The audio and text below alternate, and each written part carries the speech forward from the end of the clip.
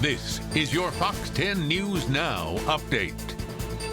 Hi there, everyone. I'm Lenny Slagan with your Fox News Now update. A high-speed chase in Mobile ending with an arrest after the person in that vehicle ran out of gas. It all happened last night just after 7 when officers got a heads up about a stolen vehicle in the area of Government and Joachim.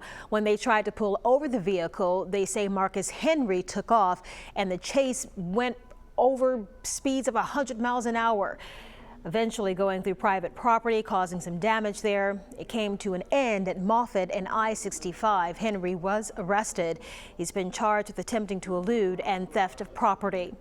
An update now to breaking news. Mobile police releasing new details about a drive-by shooting last night on Farnell Drive.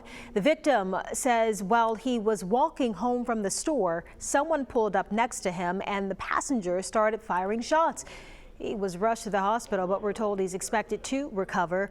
No word on who police are looking for in connection to this incident. If you have details that could help, you're asked to give police a call.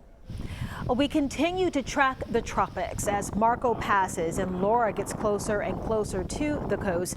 People in Gulf Shores aren't deterred by the less than perfect weather. Many out and about at the beach this morning. Several locals and visitors too say the heat and humidity plus the double red flags just not going to rain on their parade. This as Baldwin County voters also head to the polls for municipal elections. Just to see the waves and everything and see the people that are coming and just enjoying themselves. No, the wind or whatever, and it's really hot, so people should just get out and vote and just do it. For results or if you need help to find your polling location, log on to fox10tv.com. If you're wondering how COVID is affecting the Greater Gulf State Fair at the grounds in West Mobile, you're not the only one. All the games, rides, food, and fun were scheduled for the end of October, but organizers having a conference next Tuesday, and they say they will break down the new fair dates, a contingency plan, and also how they plan to enjoy the fair festivities while taking precautions. We'll be sure to get you that information next week, so join us for Fox 10 News. Last week we talked about Baldwin County's fair being postponed. The longest running county fair in the state won't happen as planned next month. Organizers are hoping to hold the 70th annual event later in the year. We'll let you know when a new date has been released.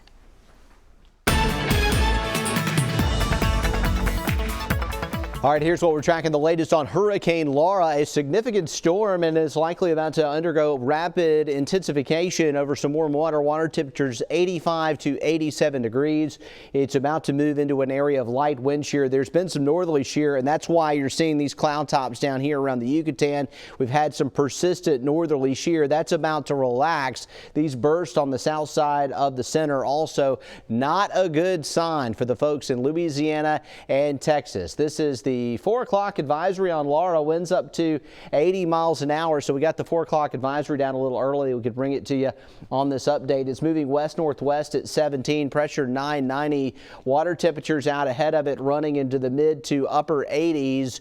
And here's a look at the new track from the National Hurricane Center. It's pretty much right where we've seen it. It looks like the area around the Texas-Louisiana line. Western Louisiana, eastern Texas, and landfall is expected to be sometime around midnight Wednesday and into early Thursday morning.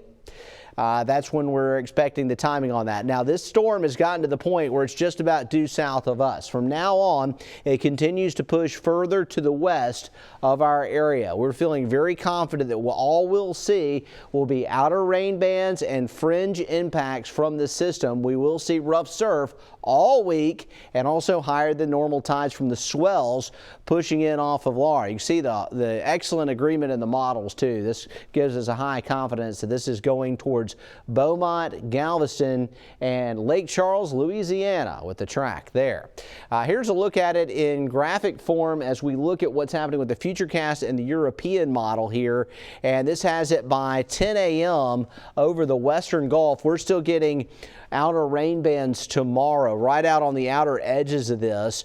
And as it moves in towards Louisiana, we still even could see some outer influences into Wednesday night. Here it is tightening up and approaching the Louisiana coast. For us, outer rain bands here, high tides and rough surf. We could see the effects lingering into Friday. Showers are out there right now too in the wake of Marco. And looking at what we're seeing in our forecast, scattered showers and storms becoming likely tomorrow afternoon. Rain chances are elevated with all this tropical activity in the Gulf region. We'll also be left with a weakening stalling front north of us into the weekend with elevated rain chances. It should dry out a little next week in your extended forecast. The nights stay muggy and the days stay steamy. Stay tuned to Fox 10 News throughout the day for the latest updates. This has been your Fox 10 News Now update.